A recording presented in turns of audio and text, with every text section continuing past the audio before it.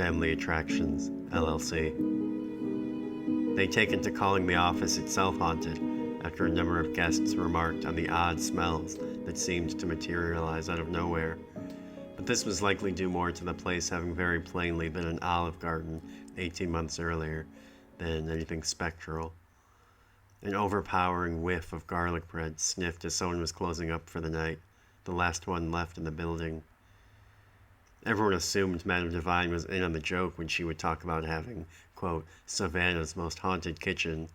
They didn't even serve food, after all, unless you counted the vending machine in the lobby.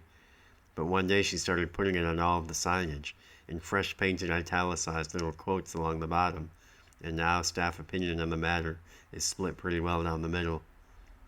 "What should we do if someone asks to see the kitchen?" asked one tour guide. "That's the first rule of showbiz, hon. Leave 'em wanting more." And then, following her own rule, Madame Divine retired to her office. Otis Wilson felt about his shortcut home from work the same way he felt about skydiving. Thrilling, but ultimately, a very stupid way to die. Yet here he was, cutting through the cemetery at 1 a.m, and for what? To save 5 minutes? Doubtful, but could he really say either that it was because he wanted to die? He settled on, not consciously at least, and turned down a side path at the mausoleum with the stained glass window. Just for the thrill, then, he supposed, though he found this far more embarrassing a prospect than a subconscious death drive, and quickly buried it. The nearly full moon was just enough to set the colorful glass to glowing, and a small bundle of long dead pine boughs on the ledge beneath, their perfume lost to time, sat as kindling, waiting for some as yet unlit flame, cold and grim, waiting for the planets to align and an eon of moonlight focused through the holy magnifying glass to summon forth at last a pale smoke, a necrotic incense to call forth the slumbering residents on the eve of judgment. It'd be a little on the nose to die here, that was undeniable, but the idea held an element of romance that dying in a hospital bed simply couldn't match. He'd probably, he thought, end up as a story for whoever replaced him at work to tell. Narcissism, old buddy, old pal. Gaggles of Yankee tourists fanning themselves, sipping $15 cocktails from plastic cups and listening to some fool in steampunk goggles talk about how he'd been brutally mugged. Statistically, it seemed the most likely. But then why was he coming all the way out here and hopping the gate for something so pedestrian, something he could get anywhere? Nobody was paying $30 to hear a police blotter read aloud. You can get mugged just fine without leaving New York. Maybe death only becomes romantic on a long enough timeline to see the inconsequentiality of life, he thought. A twig snapped somewhere in the near distance, far from any streetlight. Otis stopped walking, thinking, breathing. True crime starts to feel a lot less whimsical when it's happening to you. But it was only Lily, standing beneath an oak tree to his right. She stood back a little, as if even in the dark she could tell that he was a little confused by her presence, and needed a moment. She wanted to take in his taking in of her, that first moment before his brain had the chance to rationalize. She apologized for scaring him, and he lied and said he hadn't been scared. She closed the distance between them and kissed him, wrapped her arms around his neck, buried her head in his chest. It couldn't be fall break already, could it? "I dropped out," she whispered into his sweatshirt. He'd known what she was going to say before she even said it, because it was the one thing she could have said that he did not want to hear, could not fit into the scheme of the world he'd carefully constructed for himself. He'd spent the better part of the last year denying that it was even a possibility, ever since she'd come home for the winter holiday with only 5 of the 15 credits she'd set out to collect in her first semester. 2 of them were for a class called Welcome to College. I couldn't leave my mom alone again for another October. Stray strands of her hair clung against the breeze, amongst the tall, sun-crisped tufts of grass, shimmering like fresh silken spiderweb. She still hadn't put her shirt back on. He'd never taken his off. He could feel the dew already starting to seep through the blanket. "Mario does all right for her," he said. "He doesn't have a clue." She blew a thatch of hair off her face, chin jutted. "He's a good guy." You guys nearly fell apart last year. Otis sat up, looked around. The crickets were louder than whatever traffic was left. Yeah, but that's how every October feels. She nearly sold everything and bought a beach house on Tybee. Did you know that? She told me that last night. She had a buyer lined up and everything. He hadn't known that. And I don't blame her, you know? There's so many fucking sick around here these days. I was only gone for a few months, and even just the difference between August and now, I was shocked. Next week, the Tybee City Council would be attempting another vote on a previously proposed and shot down measure to ban sick from the island. This time, it was expected to succeed. But this shit is supposed to be mine, you know? My inheritance. The queasy truth of the matter was that Otis enjoyed scaring himself by walking home through the graveyard, and he did not enjoy scaring himself walking home through the tent cities, which had overtaken the sidewalks along his normal route, and seemed to be expanding outward every day. On the first of the month, an emergency bill had gone into effect across the state, which allowed property owners to evict anyone who tested positive for the disease, after a new study was released which suggested that the sick may shed germs which have the ability to embed themselves in carpet and curtain fibers, significantly diminishing property values. He'd expected Michaela to be asleep by the time he made it home, but upon turning onto their street, he saw that the light in the living room window was burning, even at this late hour, a beacon in the murk, warning passerby away from certain doom on rocky shores. I hate that you make me have to ask why you're gone so long. She fired her opening salvo before he even closed the front door behind him. A nearly empty bottle of wine on the coffee table in front of her.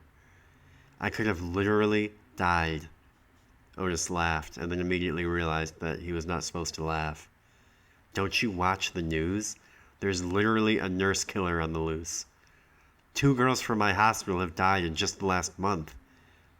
What could he do now but apologize, tuck his tail, and explain something about drinks with friends after work, hold her, and hope for the best?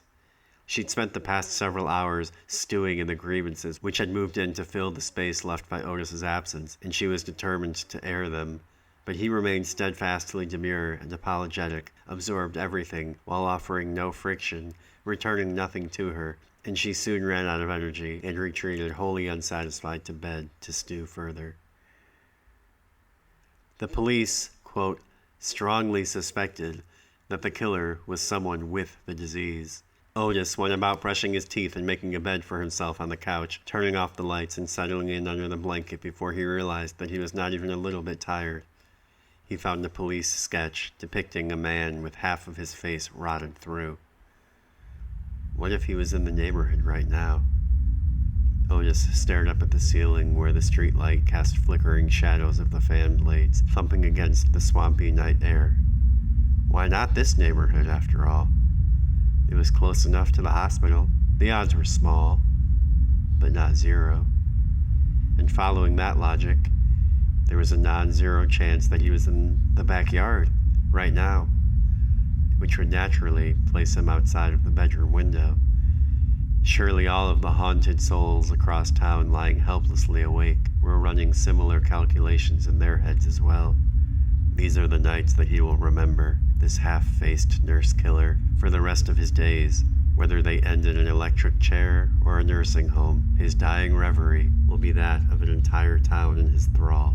10,000 doors deadbolted against him in mortal fear, his gruesome visage lurking in every shadow, every nightmare that school children dare to dream, scattered from bicycles and front lawns to early bedtimes, covers pulled tight to their chins. How many artists have spent their lives toiling in obscurity, even at the height of their craft? Not many who live are ever allowed to be truly great at something. Climbing through the window, Michaela's chest, rising and falling in rhythm beneath the sheets. Wonder what sort of knife he favors. A shadow play projected on that moody living room ceiling. Does he loom over her or stand hunched in the corner? And for how long? Seeing if his concentrated will alone is powerful enough to awaken her. Waves of fear vibrating subsonically across space. Otis woke in the morning with the same crink in his neck that couch sleeping always gave him. Michaela was already back at work, a note on the fridge reminding him to pay his rent. His girlfriend/landlord.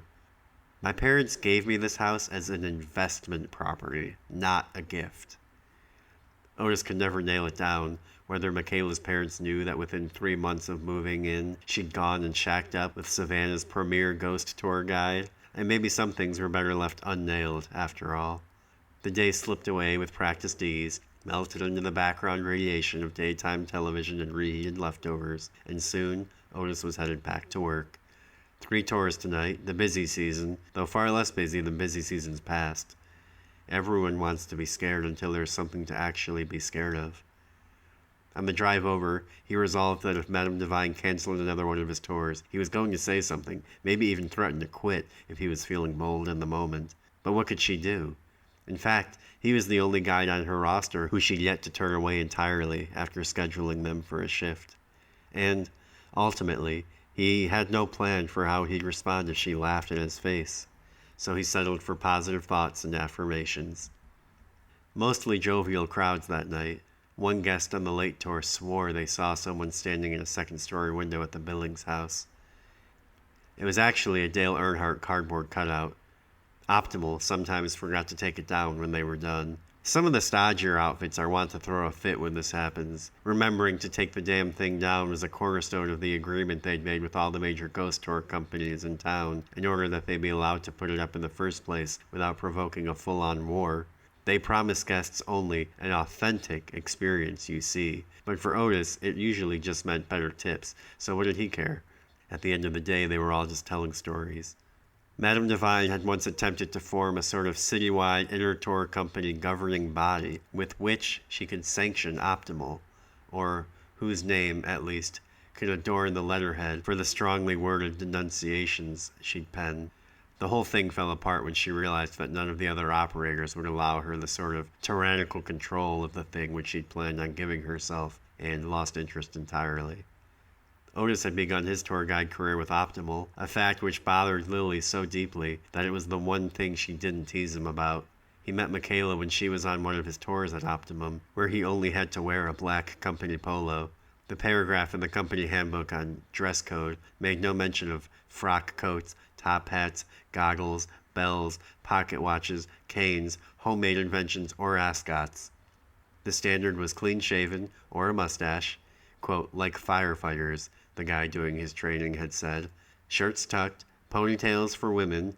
Lily knew about Michaela, too, and strongly preferred not talking about her, and so Otis had mercifully few opportunities upon which he felt a pang of obligation to investigate whether or not she knew about the Michaela Optimum connection, in the interest of something like putting all of his cards on the table, avoiding accusation of lying by omission, etc., a connection which, while materially meaningless, he felt would cause a sort of irreparable rupture for Lily, mentally, a foundational betrayal that could not be overcome. This was simply a feeling, which he felt as a tremor somewhere shallow in his stomach. The cemetery gates, normally chained and locked dusk to dawn, are open when Otis arrives. It was midnight. A new ordinance passed that summer forbade any tours from running later than 12, and Otis, having already tossed his things into his backpack in anticipation of climbing the cemetery wall, felt the chill of a field mouse staring into the maw of something sinister, the mechanics of which escaped the register of his intellect, leaving only a near indiscernible thrum in the atmosphere between he and the open wrought iron mouth, but which was enough to etch upon his consciousness unmistakably. Trap. He ignores it and takes a shortcut, keeping his footsteps quiet as he leaves the comfort of the streetlights behind and descends, half expecting to hear the gates shut behind him. As he walks, his spiel begins to play in his head. This big open space we're passing on our right is actually a potter's field. They say if you walk across the grass at night on a new moon, you'll be able to hear the cries and moans of the people buried there. Pause for effect. Someone from security must have forgotten to lock the gates, though that almost never happened. It was one of their only jobs. There's a small and delicate light flickering in the window of a nearby mausoleum. Angels trumpet a sputtering yellow point. Otis finds himself studying the window. Is it a light, or a trick of the stained glass, when a voice lilts over the night. "Help? Please? Somebody?" He approaches, squat structure of heavy stone set atop a small rise, dense leafy growth in the midst of a 100-year plan to reclaim not only the man, but his Masonic memory whole.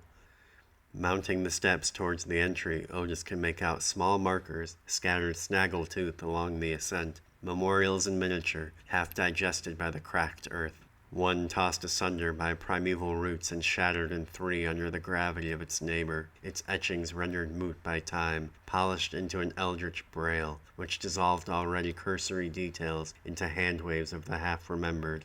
Born 18-something, probably. "Hello?" A girl in the mausoleum, silhouetted meekly by the light of an oil lantern, fingers wrapped in an oblique upward trajectory around slim rust-speckled bars. "Please help.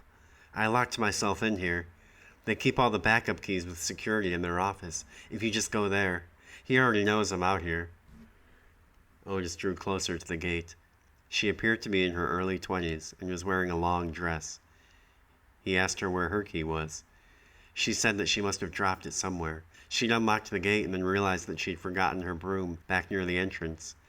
Only when the wind blew the gate rattling shut behind her did she realize that she no longer had the key. She beckoned Otis closer. "Can I tell you something?" Otis nodded. Her breath was hot, fragrant, a nightingale calling, hidden somewhere within the nearby magnolia. "I don't want you to think I'm crazy." He wouldn't, couldn't even. "I don't think it was the wind. I think that it was my uncle. He knows I'm out here. I think he did this." Otis felt that he should check his surroundings, see if he was being crept up on, but he could not take his eyes from the girl. Something about some business dispute with her father. "He's hated my father for years, claims that he stole my mother from him, too. My father has worried since I was born that he would take his revenge on me. I saw him leaving the cemetery around dusk, just as I was arriving.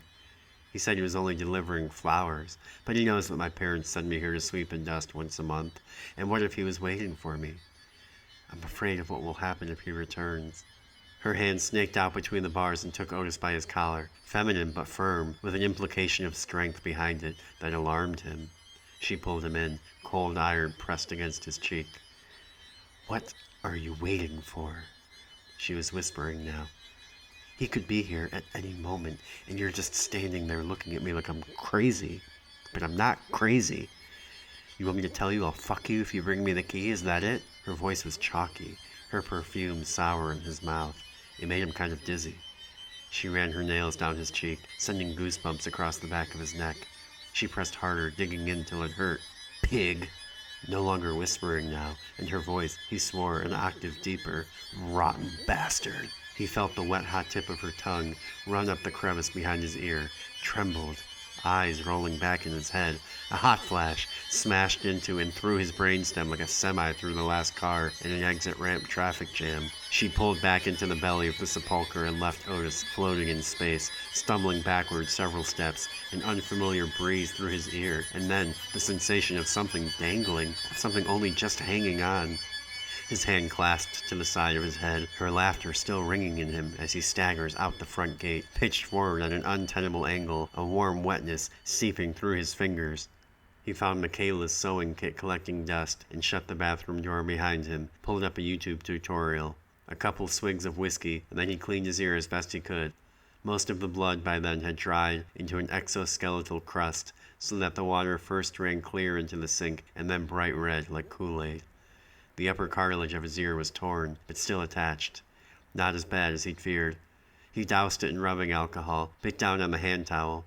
If Michaela came down, he didn't have a story prepared for her. He laid a bath towel over his pillow and planned to sleep late so that he wouldn't cross paths with her in the morning before she left for work. He'd have the whole day to think up a plausible story. Sometime before he fell asleep, the throbbing in his ear stopped. From one moment to the next, though he was far too tired to pinpoint the moment, the pain simply dissipated, dissolved into the steaming night darkness, and the rhythm of Michaela's breathing in bed beside him. The towel was soaked when he awoke, parts of the pillowcase splotched as well. Everything in his injured ear sounded muffled, like he was on a plane. But Michaela was gone. She hadn't woken him to ask why there was Kelly green thread running through the cartilage of his ear. He threw the towel and pillowcase in the trash. There was a sort of charged emptiness in the kitchen, everything still. He left the bottle of whiskey on the counter. Maybe she'd assumed he was drunk, had a drinking accident. It was possible that it was too dark, she too tired and hurried to notice anything. It was also possible, he supposed, that she simply didn't care. He noticed, as he was cleaning up from breakfast, that the underwater sound in his ear had, at some point, faded. Until now, he could hear nothing at all. As we round the corner here, you'll see in front of you the Moss Weber Mansion. Now, this story may sound familiar to anyone out there who is familiar with, he really needed to quit drinking before work. Even he could no longer pretend it made him, quote, automatically better. Someone near the back of the throng chuckled, making the silence insurmountable. He cut his losses and moved on. Anyhow, it would seem that Mr. Weber was a strict disciplinarian, and notoriously a bit of a drunk. I'll leave it up to you whether the two were related. Okay, he still had them, he could feel as much. And Mr. Weber kept some chickens in the backyard of his house. The city wasn't quite so settled or civilized back then, you see. One day, it would seem, something else found the chickens and decided to make one into a snack. And when Mr. Weber finds the feathers in the morning, he's incensed. He tells his son, "Build a fence around the chickens. I want it finished by supper." He's angry, irrational. He doesn't expect the young boy to actually construct a fence, at least not in one day. But here the boy goes and does it. Working late into the night, Mr. Weber brings him food and light to work by. "We will have fried chicken on your birthday," he tells him. The boy is satisfied. But after they've both gone to bed, the creature returns, digs its way under the chicken wire, and steals another chicken. The boy was devastated. Mr. Weber furious. He couldn't afford to keep losing chickens at this rate. "Your birthday will be here soon," he told the boy, "and at this rate there will be no chickens left to fry." And so he ordered the boy to keep watch all that night and the following. He sets the boy up on the veranda with a rocking chair and his rifle. The first night passes without incident, although the boy spends much of the evening under the distinct impression that he is being watched. And the second night he falls asleep. His father shakes him awake come morning, the bottoms of the boy's stockings soaked, sunlight cutting through the lingering mist. Another chicken gone. At his wit's end, despondent at what he saw as his son's inability to fend for himself, Mr. Weber heads for the bar before even taking lunch. He doesn't come stumbling home until sometime after midnight, and what does he see by the light of the gas lanterns? But a cougar, slinking out of his backyard and into the marsh, another of the chickens draped between her jowls. Apparently struck by inspiration, he wakes up his son right then and there and tells him how it's going to be. He is going to take his father's rifle and march out into the marsh at dawn and not come back until he has killed the cougar. His father will have it stuffed and mounted on the wall, and on his birthday they will enjoy plump, juicy fried chicken as much as his stomach can handle. The door to his house, Mr. Weber tells his son, will be locked to him until the cougar is dead. So the boy packs his things and sets out at first light. All day he walks and sees nothing. He shivers his way through a night on the ground, and in the morning wakes to find cougar tracks circling round and round the soft mud around him. He manages to follow these until lunchtime, when they come to a wide stretch of water. Here he loses the trail for good. The grass, swaying well above his head in the rushing breeze, is a constant menace. On the third day, well, nobody really knows what happened on the third day. Some folks think maybe the boy got accidentally tangled up in some deeper water and drowned. Some people think it was the cougar that got him. Either way, he was never seen again, and for 3 days following his disappearance, nothing was seen around town of the cougar. Then, on the boy's birthday, Mr. Weber awoke to find that not one, but 3 of his chickens had been carried off in the night. Grief-stricken, the man took a vow of sobriety right there on the spot, which he honored for the rest of his life. For as long as he lived, and he lived long, not another drop of alcohol passed his lips. And, for as long as he lived, he never lost another chicken.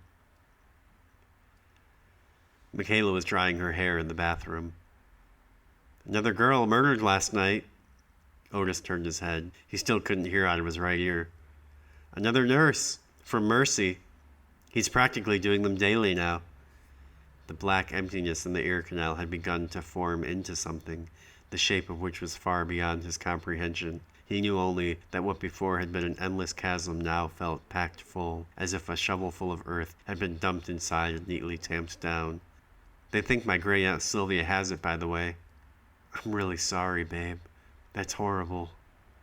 He'd never heard of this aunt before, but if she was great, then Otis knew her already marginal chances of survival were all but zero. "Yes, it is, isn't it? She's lived a long life, though. They say only 1 out of 10 survive the disease, and survival really does seem to be the proper pejorative for it. Most victims who come out the other end still planted on this mortal plane are only alive in the broadest medical sense, left wondering if maybe their 9 comrades didn't get the better end of this deal. That is, of course, if they still have the capacity to wonder. Doctors say that the evidence is inconclusive, which is why everyone's not sure what to make of this half-faced killer.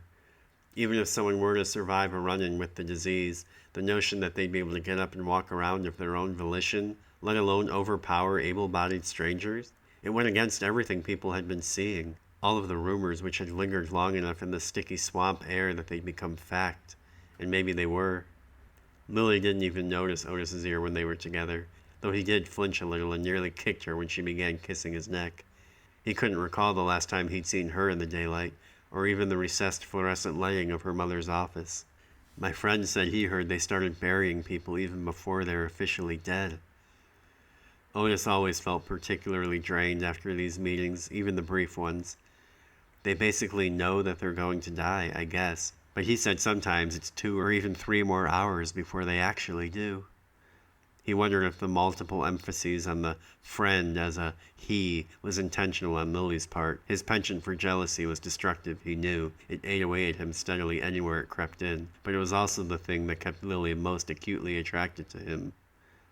Theoretically, I guess they couldn't affect as many other people that way? That's ridiculous. Lily shrugged. Maybe it was better this way.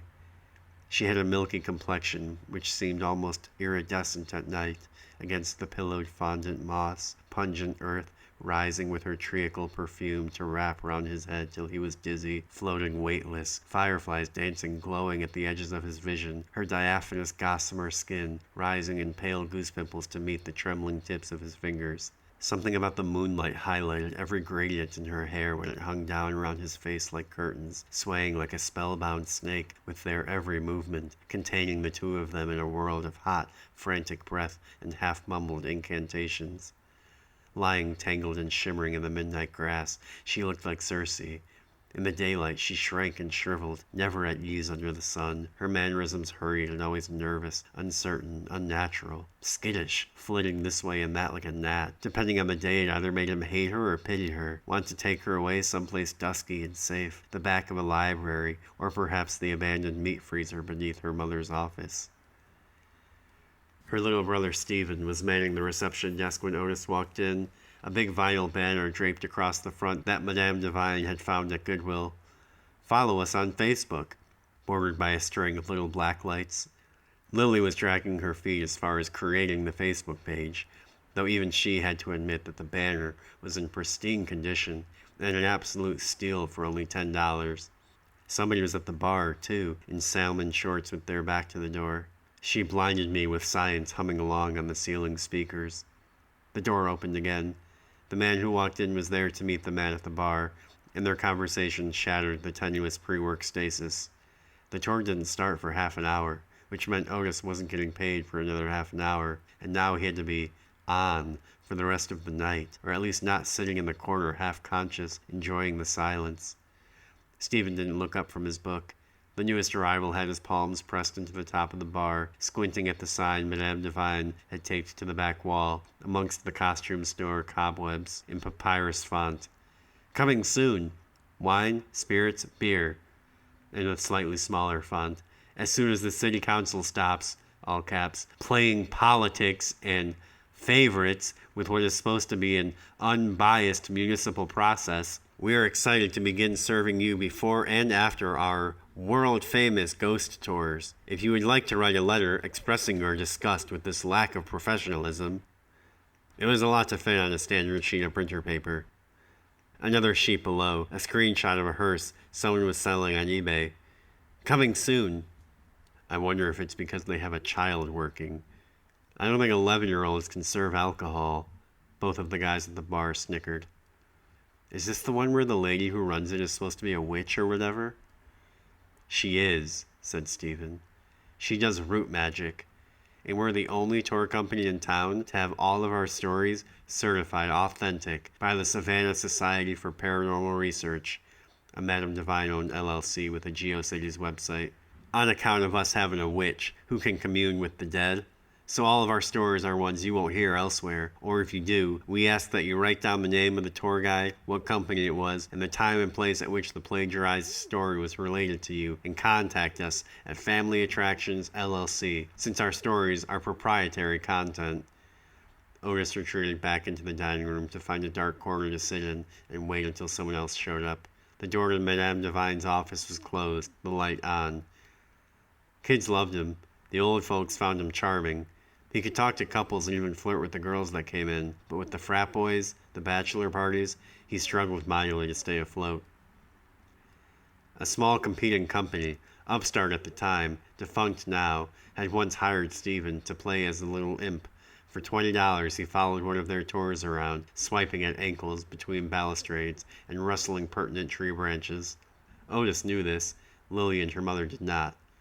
Stephen is generally very nice to Otis, doesn't snitch on him when he slacks off or anything like that.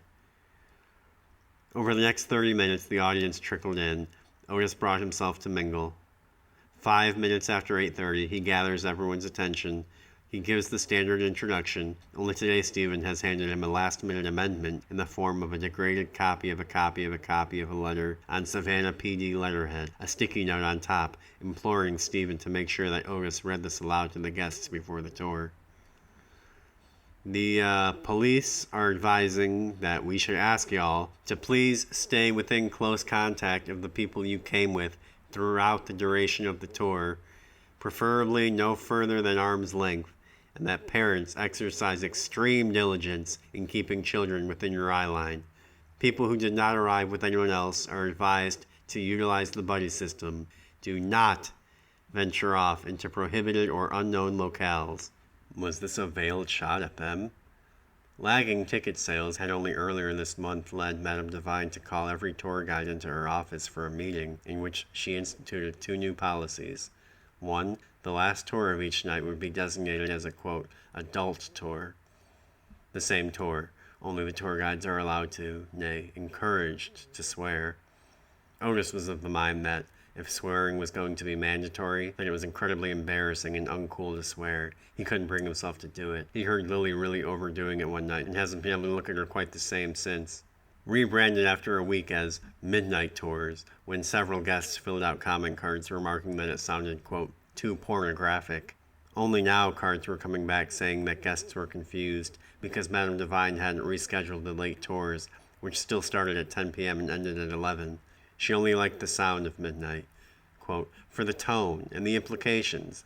She was staunch in her belief that a third name change in less than a month would spell a spiral of doom for the entire campaign, but a week ago she watched the security feed. Initially installed in the hopes of capturing some ghost footage, it had by then become a nightly bedtime obsession. In horror, as a drunk and unsatisfied guest who'd shown up to the former Olive Garden an hour after they'd locked the doors, expecting a midnight tour at midnight, launched a brick through the dining room window. The second policy change was an overt order to tour guides to, quote, look the other way when guests trespassed on the porches and into the backyards of the houses they visited. Otis had once witnessed Lily, still green, break down in exhausted, exasperated tears after failing to pry a peering guest away from the dining room window of the Moss house, terrified that her mother was going to be fined or even sued. The police strongly advise all guests to return home immediately following the conclusion of your tour and to avoid lingering. Otis folded up the letter and put it in his pocket. He had just said, as far as he could tell, the creepiest thing that he was going to say all night, and he felt the oxygen drain from the room. True crime starts to feel a lot less whimsical when it's happening to you. Michaela had asked Otis not to work that night, even going so far as to say she didn't care whether he made his half of the rent that month. She wanted him to walk her home from the hospital, but it was nearly Halloween, and there was nobody to cover for him even if he wanted to take off. And so, out the door he went, leading his troop into the electric night, beset, for all they knew, on all sides. Stephen locked the door behind them. Later on, it will rain. You can smell it on the air, but for the time it's all humidity. Otis dabbing his forehead, a dozen footsteps out of rhythm on the cobblestones behind. After only a few blocks, the lively cacophony of the entertainment district bleeds away into penetrating cricket-inflected stillness. The meager gas lamp streetlights swallowed somewhere in the gnarled, outstretched arms of the oaks, the gauzy moss. 429 Bull Street, the Mercer House, and the books. Night off to a good start, and a full, bright moon rising yellow between streaks of cloud. On to the next stop. Otis pops open his water bottle and takes a sip, cringes, sucking air through his teeth, takes another while he's still far enough ahead of the group that nobody will smell the reeking vodka, then swishes it around a bit and finds it almost empty. A low-level burst of panic in his stomach. He may be a little out over his skis here. Briefly takes a wrong turn onto Jefferson Street before he remembers the new route, remembers that Jefferson has become overrun with tents and the gasping, moaning, shambling sick. Then it's into the cemetery. An initial buzz of excitement works through the party before the deepest silence of the night so far settles over all. A pirate's grave, a former mayor, a pair of authors, an heiress, 100 more Confederate boys in neat rank and file, ready to pop back up into formation at a moment's notice. Would they do it again if they could? Dust off their weapons and muster up once more whatever that thing is inside of men which allows them to look death in the eye, fragrance of their mother's swaddling blanket still lingering in their nostrils as fond memory, only 16 or 17 many of them, and wade into a river of grass and musket fire and viscera of their friends who were laughing with them only an hour prior, cannonballs chewing through legs like a mower, to throw their bodies upon row after row of glinting bayonets, already so familiar with what the inside of a human body looks like on the outside, and ready still to skewer themselves, gentle loop of still pulsing intestine gleaming wet in the midday sun. Would they again hurl themselves headlong into these yawning graves, or would they turn and run, across the field and through the camp, through forest and over mountain, run day and night till they reached home in their mother's arms, and vowed never again to touch musket or cannon, to live the rest of their lives with the pungence of gun smoke in their nostrils, the earthen silence of the grave still ringing in their ears? Let nobody say that Otis was not a performer when he wanted to be, a roll of thunder rising in the distance. It's estimated that over 500 slaves are buried in the unmarked field to our left.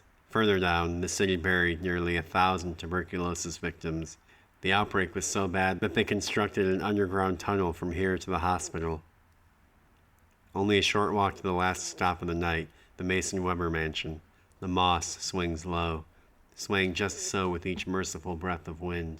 The primordial moss, which bears the city's secrets within her spectral embrace, has borne witness to every dark invocation uttered in back alleys, every foul deed committed behind the oaken doors and suffocating velvet drapes of these mute mansions. If you listen closely, after midnight, she will whisper in your ear. A flash of heat lightning on the horizon, followed a few seconds later by more thunder. They arrive at the mansion. Something feels immediately off, but Otis is still lucid enough to assume that it probably has something to do with the empty water bottle he can't seem to stop turning over in his hands. If he can just get through this without puking, he'll be in the clear. Back when Jameson Webster first built his house on this property, Savannah looked a lot different than it does today. Was that a sound in the hedgerow to his left? Nobody else seemed to notice. And still, his chickens just kept disappearing. There it is again. Surely someone else heard the rustling this time. But they're eating out of his hands. Even a close clap of thunder isn't enough to stir their attention. 3 days passed, and still his son did not return. He would never see him again. Out of the corner of his eye, Otis sees something emerge from the greenery. A woman near the back of the group screams. A small boy, with gashes painted across his face, pantyhose intestines held against his stomach, flopping around like dead fish in the sodium vapor streetlight. Otis recognizes Stephen immediately. The guest nearest the hedgerow, a towering bald guy with arms popping out of the sleeves of his black t-shirt, takes one step and absolutely fucking clocks Stephen right in the chin. Otis watched as if it were happening in slow motion. He swears he saw the boy's feet momentarily leave solid ground. And then from one moment to the next, Stephen is just sitting there on his ass, too stunned to even cry, or perhaps too concussed. The bald man is down next to him on one knee already. "Oh my God, I'm so sorry, you really scared me," etc., etc. Everyone else gathers around the pair, and Otis is the only one who notices the door to the mansion swing open, the light spilling out onto the lawn. Madame Devine is already halfway to them by the time Otis turns to look, skirt hiked up in both hands, and he catches her before she can fall on the bald man, claws first. As he's restraining her, one of the other guests turns and says, "Holy shit, is that a cougar?" It is, strutting lithely down the sidewalk towards the guest until a wiry, shirtless man in a safari vest appears in the doorway with wide, bloodshot eyes to coax it back inside with a giant slab of steak. "You left the door open?" he shouts. "You let it off the fucking leash?" she shouts back. A brief screaming match ensues as the guests murmur amongst themselves, trying to figure out if they are witnessing part of the tour or something else. The sky opens up and it begins to rain, coming in wave upon wave, rushing down the street. Clouds of mist swirling off of the pavement, and within moments they are all soaked to the bone. The cemetery gates were locked by the time Otis arrived on his walk home, so with a quick glance over each shoulder, he tossed his backpack over the wall before hoisting himself up and over and into a pile of wet, dead leaves. The rain had tapered into a low, steady drizzle, barely more than a fine mist washing over his face as he walked. He arrived at a not unpleasant state of half-sobriety. The inside of his mind seemed expansive and spacious, all-encompassing, the outside world distant and detached. Lily had already heard about what had happened and wanted to meet him in the graveyard to discuss. Michaela's shift ended at 10. He thought about calling her.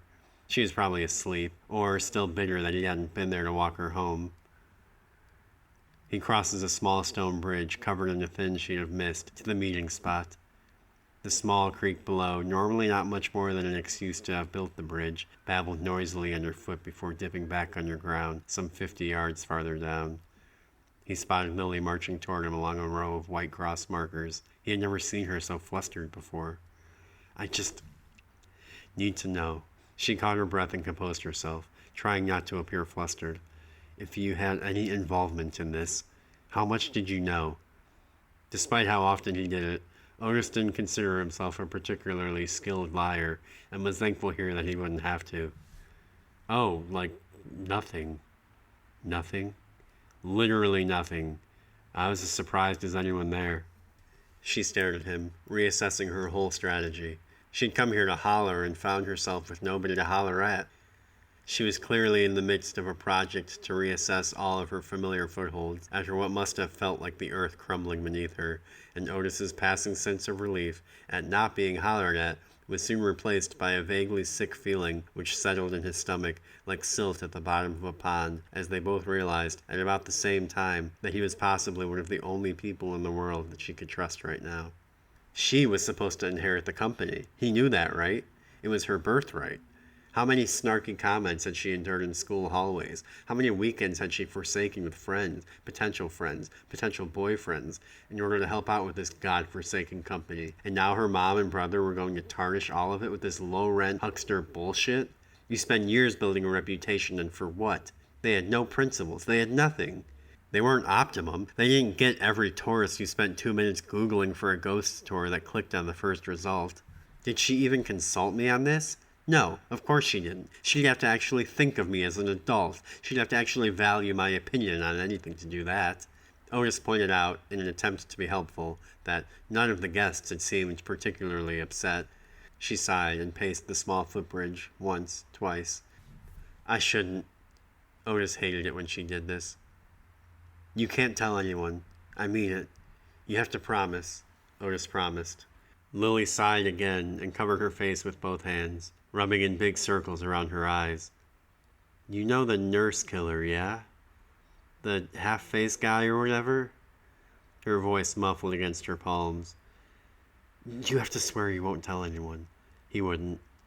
I, I think, I think my mom might be involved. Somehow. What? Somehow? What did that even mean? I don't know. I don't know. I don't have any proof. I know she's been extra pissed at the city lately. They're trying to charge us $50 more for the operating license than last year. And she's been spending a lot of time alone in her office with the door locked. A lot of time in her garden late at night. I tried to follow her out one night on one of her walks. And before she caught me, it seemed like she was going towards the hospital. I think she might be using her root magic to... Otis usually bit his tongue and waited for the subject to change whenever Lily brought up the root magic. She fancied herself something of a witch as well, though the interest only seemed to crop up intensely every few months before fading away, comparable to his interest in medieval history or Steely Dan. I don't know, I guess to keep someone alive who had the disease and sort of sick them on people. Can she really do that? She glared at him. She thinks that she can.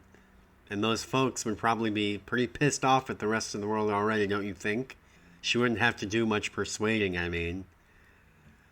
So you haven't told anyone? She shook her head. How long were you going to let it go on? She shrugged, sniffled. It was too dark to tell, but she must have been crying. He felt a twinge in his heart, wanted to ease up, but instead he was raising his voice. Well? He harbored no illusions that her mother was actually capable of such a thing, though he had no doubt that she would want to if she could.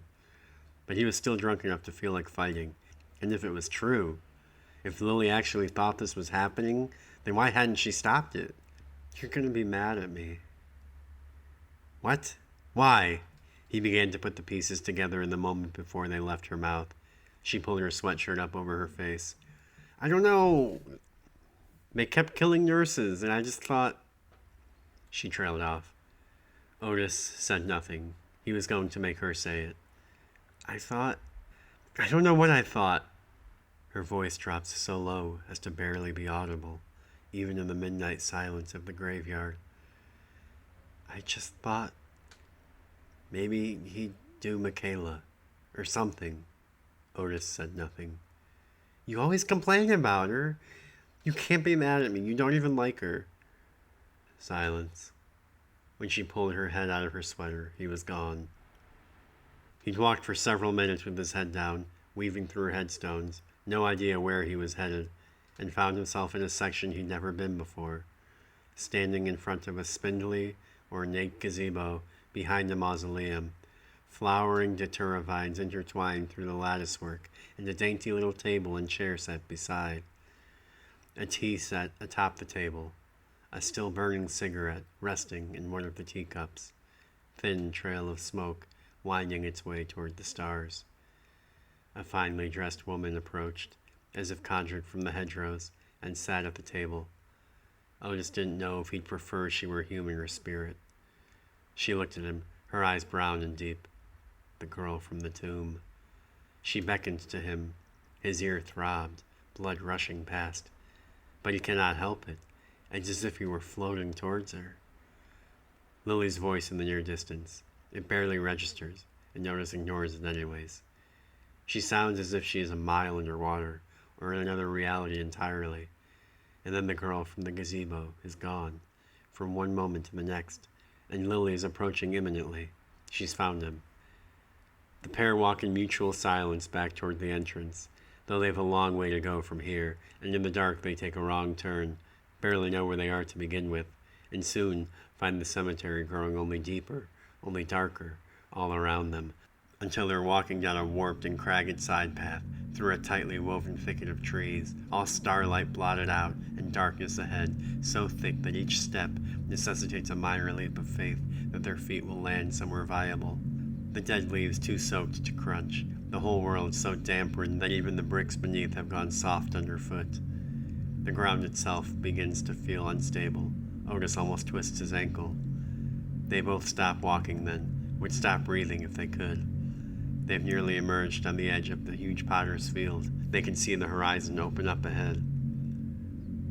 They've each been past here 1,000 times, told the story so many times that the words have lost all meaning, but is each of them now hearing what the other is hearing? A sustained and low gust of wind blows a smattering of leaves from their path, and beneath that, a low, low moaning, right beneath their shoes, as if emanating from the earth itself.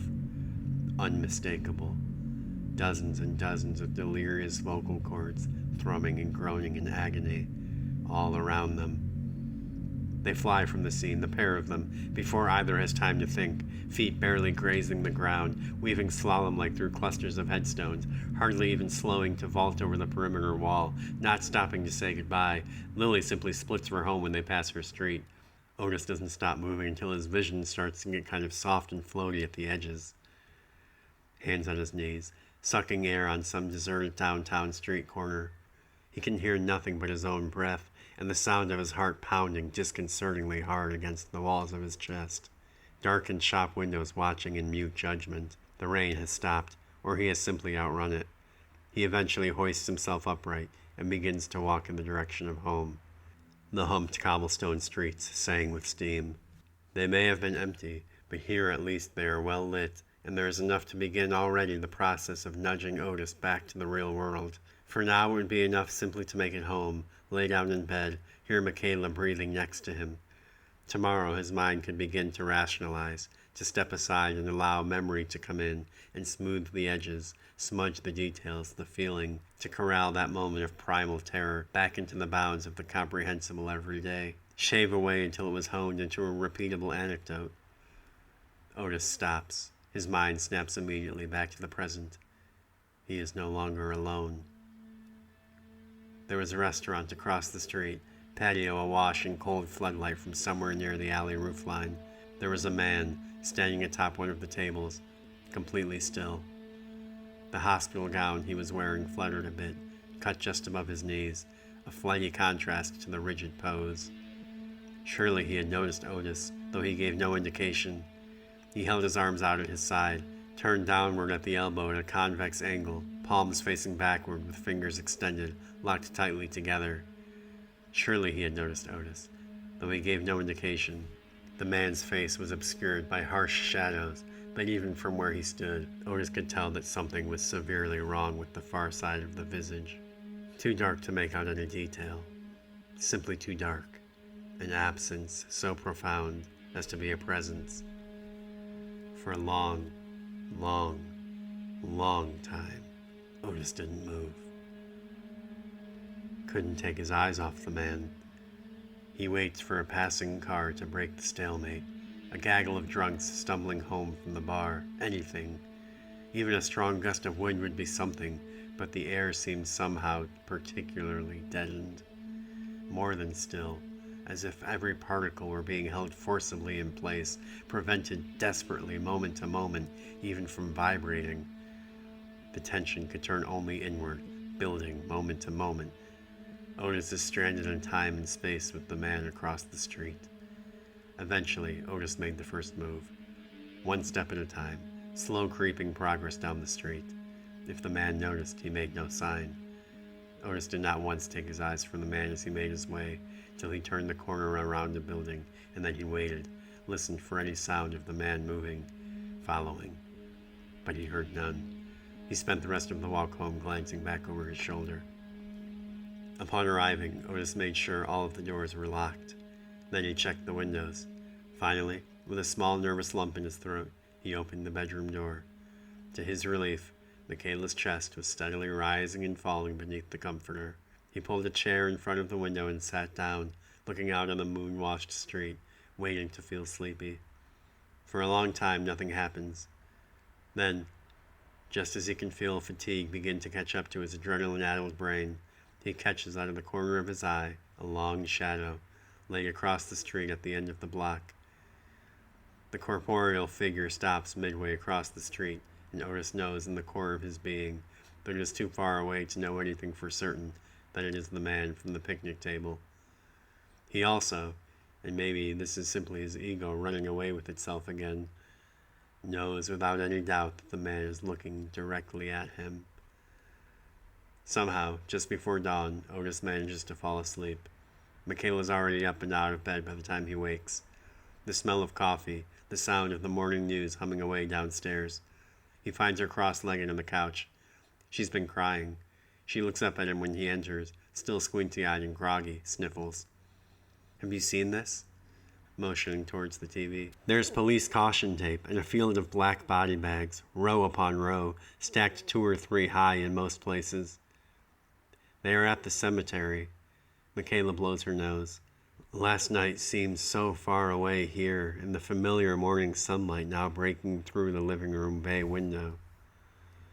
They've been tossing these people out there, alive. They don't even wait for them to die in the hospital. One of the victims, intoned the reporter, Mr. Robert Sanchez, was left out here nearly 3 weeks ago. A man in a wheelchair, his face covered in scabs. His lawyer standing next to him speaks on his behalf. The body bags which the hospitals have been using are the cheapest you can buy, made with low quality and often repurposed material, and so any rain and the dew each morning would eventually permeate the membrane and collect on the inner lining of the bag, at which point my client, Mr. Sanchez, and the other victims who suffered alongside him were able to suck up just enough moisture to keep them alive, often for weeks. The hospital has yet to comment. Otis sat down, put his arm around Michaela. The local news turned over to Good Morning America, and then a commercial. They sat like that, in silence, until the end of the first commercial break, and then one of them stood up, cleared their throat, and asked the other what they ought to do for breakfast.